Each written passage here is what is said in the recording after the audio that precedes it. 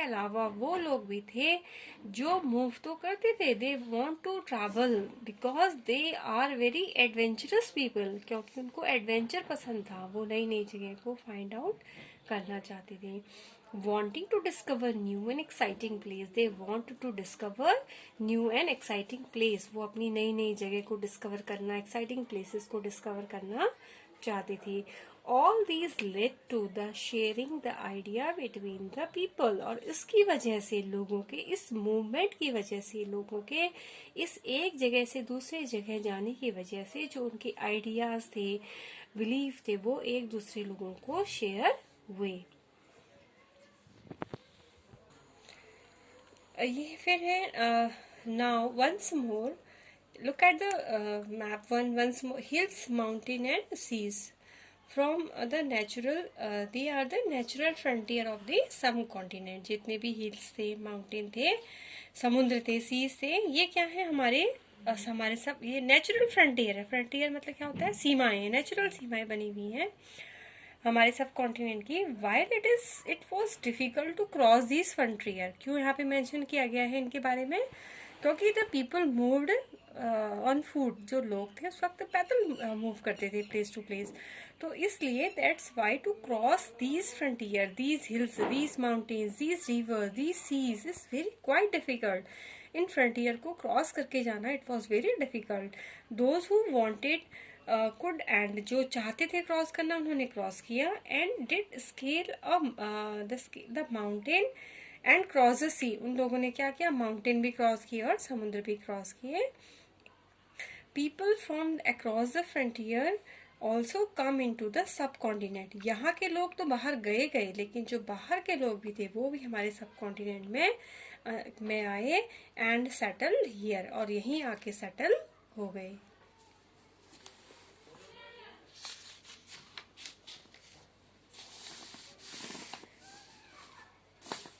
This movement of the people enrich our cultural tradition, और जो ये मूवमेंट था लोगों का जगह से, एक जगह से दूसरी जगह जाना, इसने हमारे जो कल्चरल ट्रेडिशन है उसको काफी एनरिच किया, उसको बढ़ावा दिया।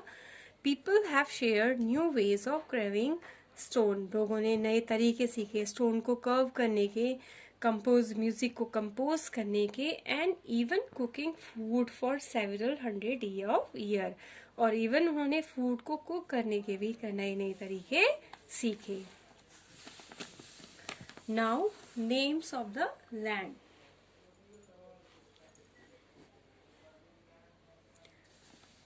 To of the words we often use for our country, दो वर्ड हैं जिनके लिए हम अपनी, जिनका यूज हम अपनी कंट्री को डिस्क्राइब करने के लिए करते हैं, आर इंडिया एंड भारत। वो क्या है? इंडिया और Bharat. The word India comes from the Indus, जो इंडिया वर्ड है वो कहाँ से निकला है? इंडस से निकला है। कॉल्ड सिंधु इन संस्कृत, और संस्कृत में इसको क्या कहते हैं? सिंधु रिवर कहते हैं। Find Iran and Greece in your atlas, अगर आप ढूंढे ये इसमें, these are the European countries, the Iranis and the Greek who come through the north west. इस साइड आ गया नॉर्थ वेस्ट आपका। जो ईरानीज और ग्रीक्स थे जब वो नॉर्थ वेस्ट से आए थे about 2500 year ago, and were familiar with the Indus. आपका नॉर्थ वेस्ट ये हो गया, नॉर्थ वेस्ट ये हिस्सा हो गया। यहाँ से जब वो आगे को बढ़े थे तो वो जो आपकी इंडस रिवर थे इससे फेमिलियर थे, इसके बारे में वो जानते थे। बिकॉज जो ईरानीज की बात कर रहे हैं तो ये क्या है? आपकी यूरोपियन कंट्रीज हैं, तो वो फेमिलियर थे इंडस रिवर से, और उसको अपनी लैंग्वेज में वो कहते थे हिंदोस और इंदोस। कौन लोग कहते थे? Iranis and Greeks. And the land to the east of the river called India, और उन्होंने क्या कहा कि जो ये इंडस रिवर है, इंडस रिवर के ईस्टर्न पार्ट में जो लैंड है, ये ईस्टर्न पार्ट हो गया इसका, ईस्टर्न पार्ट में जो लैंड है वो क्या है? इसको उन्होंने क्या नाम दिया? इंडिया नाम दिया। द नेम भारता was used for a group of people who lived in north, और बाद में जो भारता वर्ड है वो किसके लिए यूज किया जाने लगा? उन लोगों के लिए जो नॉर्थ में नॉर्थ वेस्ट एरिया में रहते थे, and who are mentioned in Rigveda, और जिन लोगों का ऋग्वेद में भी मेंशन किया गया है। The earliest composition in Sanskrit, जो हमारी पहले ऋग्वेदा क्या है, एक सबसे पुराना हमारा संस्कृत कंपोजिशन है, सबसे पुराना वेद है ऋग्वेद, और वो किस में लिखा गया है, संस्कृत में लिखा गया है। Dated is about 3500 year ago, लगभग 3500 ईयर एगो उसको लिखा गया है। सबसे पुराना हमारा ऋग्वेद, ओल्डेस्ट वेद है ये। Later it was used for the country, और बाद में जो भारता वर्ड था उसको पूरी कंट्री के लिए उस नाम का यूज किया जाने लगा। Now finding out about the past, past के बारे में जानने के लिए कैसे हिस्टोरियन थे, वो क्या क्या सोर्स का यूज करते थे पास्ट के बारे में जानने के लिए। मैं इसको आपको नोट्स के जरिए भी इसको समझाऊंगी अभी। तो there are several ways of finding out about the past, कई सारे तरीके हैं पास्ट के बारे में जानने के लिए। हिस्टोरिकल सोर्स थे, आर्कोलॉजिकल सोर्स थे, ठीक है, और ये लिटरेसी सोर्स हैं आपके। तो one is to search for and read books that were written long ago. उसमें से एक मेथड क्या था, बुक्स के जरिए लोग, जो हिस्टोरियन थे उन्होंने पास्ट के बारे में जाना, जो आर्कोलॉजिस्ट थे उन्होंने पास्ट के बारे में जाना समझा था किसके जरिए, बुक्स के जरिए, जिनको कई साल पहले लिखा गया था। और at that time the paper is not available, paper का इन्वेंशन तो हुआ नहीं था। तो दीज आर कॉल्ड मैन्यूस्क्रिप्ट, उनको क्या कहा जाता था, उन बुक्स को मैन्यूस्क्रिप्ट कहा जाता था। अब ये मैन्यूस्क्रिप्ट क्या थी, because they were written by hand, क्योंकि जो मैन्यूस्क्रिप्ट थी इनको हाथ से लिखा गया था। This come from the Latin word menu. अभी मैन्यूस्क्रिप्ट को अगर डिवाइड करके उसको मीनिंग निकालते हैं तो क्या है इसका, इसमें से मैन्यू लैटिन वर्ड है, मैन्यू मीनिंग हैंड। मैन्यू का मतलब क्या होता है, it was a Latin word और its meaning hand. These were usually written on palm leaf, इसको ध्यान से सुनना कि जो मैन्यूस्क्रिप्ट थी वो किस में लिखी जाती थी, they are written by hand on palm leaf पे लिखी जाती थी, और on specially prepared bark of a tree known as the birch. और किस में लिखी जाती थी, एक पेड़ की छाल पे लिखी जाती थी, जिसका मतलब बिर्च जो ट्री था उसकी बाग पे लिखी जाती थी, जिसका पेपर तैयार किया जाता था उस वक्त, उस पीरियड में, which is grown in the Himalayan region, जो कहाँ ग्रो किया जाता था, हिमालयन रीजन में ग्रो किया जाता था। तो manuscript, what are the manuscript, manuscripts are the books, they are written on by hand और on the palm leaves and the bark of the birch tree. Second है देखिए, over the year many manuscript were eaten away by insect, जो कई साल मतलब धीरे धीरे बाद में मैन्यूस्क्रिप्ट उतनी सर्वाइव नहीं कर पाई, ये इनको they are eaten up by the insect, या तो इनको कीड़ों ने खा लिया, सम वर डिस्ट्रॉयड, और कुछ इसमें से क्या हो गई, डिस्ट्रॉयड हो गई, मीन्स वेस्ट हो गई, खराब हो गई। बट मैनी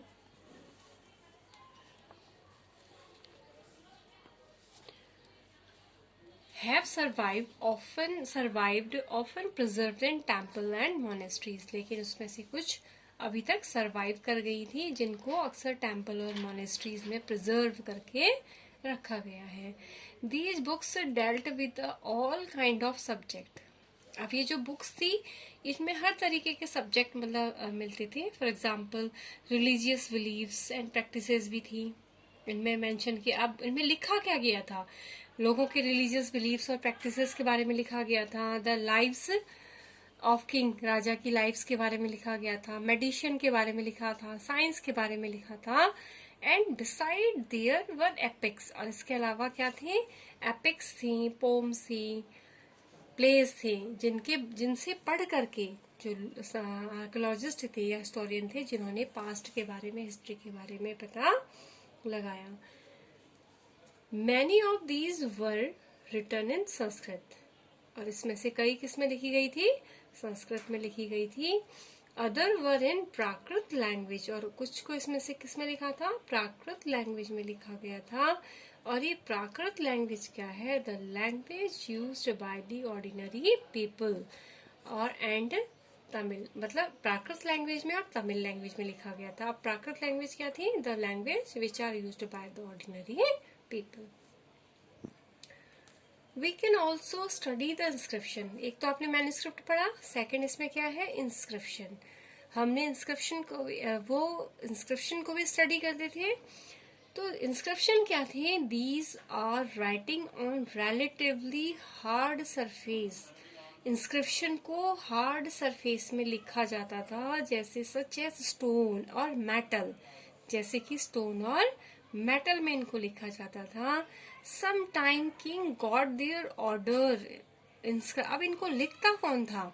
इनको कभी कभी जो राजा थे वो अपने ऑर्डर देते थे लोगों को, और ये अपने जो ऑफिशियल थे उनको ऑर्डर देते थे कि आप हमारा जो ये ऑर्डर है उसको इंस्क्राइब कर दो, so that the people could see, जिससे लोग उनके ऑर्डर को समझ सके, देख सकें, एंड रीड एंड ओबे देम, उनको पढ़ सकें और उनको ओबे कर सके। ऐसे ही आपने अशोका के बारे में पढ़ा होगा, या आगे को पढ़ोगे इसी बुक में आप।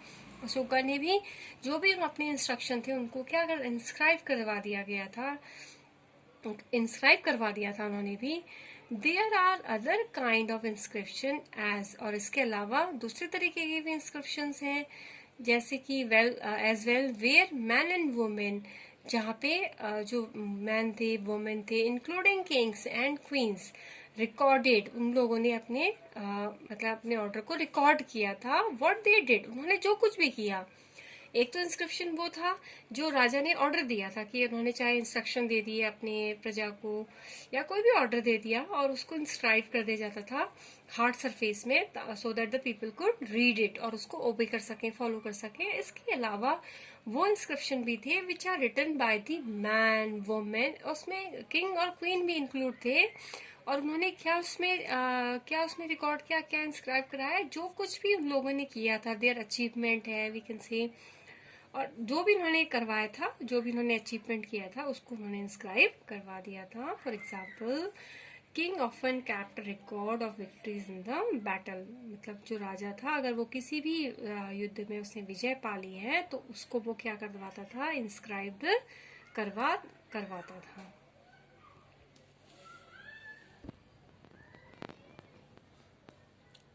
इसमें एक क्वेश्चन भी है यहाँ पे, जैसे can you think the advantage, ये जो टाइप के क्वेश्चन होते हैं these are the question value based, इनको आप किया करो घर पे।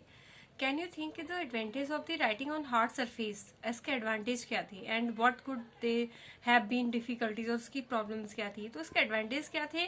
अगर हमने यहाँ पे पढ़ा था जो मैन्युस्क्रिप्ट थी उनको तो पाम लीव्स में लिखा जाता था, दे आर नॉट, उनको कह सकते हैं कि ज़्यादा वो सर्वाइव नहीं कर, डिस्ट्रॉय हो गई थी ना वो, they are eaten by the insect, destroy हो गई थी। लेकिन एडवांटेज इसके थे, हार्ड सरफेस में लिखा गया था। अगर हम अशोकन इंस्क्रिप्शन की बात करते तो दे आर स्टिल येट, अभी भी वो हैं, आपके इलाहाबाद में हैं। तो और इनके अगर डिफिकल्टीज की बात ये कह सकते हैं कि उस वक्त इतना सफिशिएंट टूल्स नहीं थे, लोगों के पास औजार नहीं थे जिससे उनको पत्थर में इंस्क्राइब कर दिया जाए, तो ये इसके में भी डिफिकल्टीज हो सकती हैं। There were many other things that were made and used in the past. इसके अलावा पास्ट में बहुत सारी ऐसी चीजें थी जिनको बनाया जाता था और उनका यूज किया जाता था। Those who study these objects means जो इन ऑब्जेक्ट को स्टडी करते थे आर कॉल्ड आर्कोलॉजिस्ट, उनको क्या कहा जाता था? आर्कोलॉजिस्ट कहा जाता है। देयर वर मैनी, बहुत सारी ऐसी चीजें हैं जो पास्ट में जो बनाई जाती थी, लोग उनको बनाते थे और उनका यूज करते थे, और उन चीजों को जिन्होंने टिग आउट करके जमीन से निकाला, उनकी स्टडी करती हैं, तो उनको क्या कहा जाता है? These are known as archaeologist, उनको कहा जाता है। अभी आर्कोलॉजिस्ट कौन होते हैं? They study the remains of the building, ये क्या करते हैं? जो रिमेन्स का मतलब क्या होता है? अवशेष, जो बिल्डिंग के अवशेष बच जाते हैं उसकी स्टडी करते हैं। और वो बिल्डिंग किससे बनी थी? Made of stone and brick से बनी हुई जो बिल्डिंग्स होती हैं, they study those buildings. Paintings and sculpture किसकी स्टडी करते हैं? पेंटिंग्स की भी स्टडी करते हैं, और स्कल्पचर मतलब क्या होता है? जो मूर्तियां, स्टैचूज वगैरह होती हैं उनकी स्टडी करते हैं।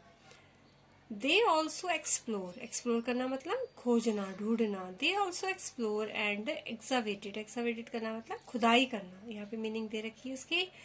एक्सावेटेड की मीनिंग है dig under the surface of the earth, जमीन के अंदर खुदाई करना। जो क्या करते हैं, खोजते भी हैं और जमीन के अंदर खुदाई भी करते हैं। To find tool, weapons, pots, pans, ornament and coins.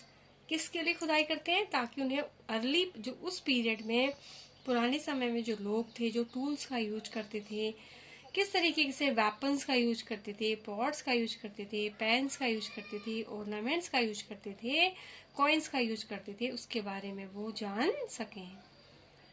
Some of these object may be made of stone. अब ये जो ऑब्जेक्ट थे किससे बने थे, स्टोन से बने हुए थे।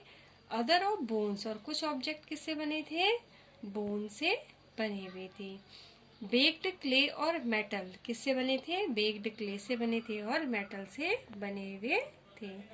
Object that are made of hard impressible substances usually survive for a long time। अब इसमें क्या था, जो ऑब्जेक्ट हार्ड चीजों से बनाए गए थे, ठीक है, और हार्ड सब्सटेंसेस से जो ऑब्जेक्ट बने थे वो ही ऑब्जेक्ट ऐसे थे जो लंबे समय तक सरवाइव कर पाए थे। That's all for this video. We will continue we will continue the chapter in the next video. Next video में इसको complete करेंगे, चैप्टर को, इसका रिवीजन करेंगे। और आप भी कीप लर्निंग एट होम और इसको रिवाइज करते रहना।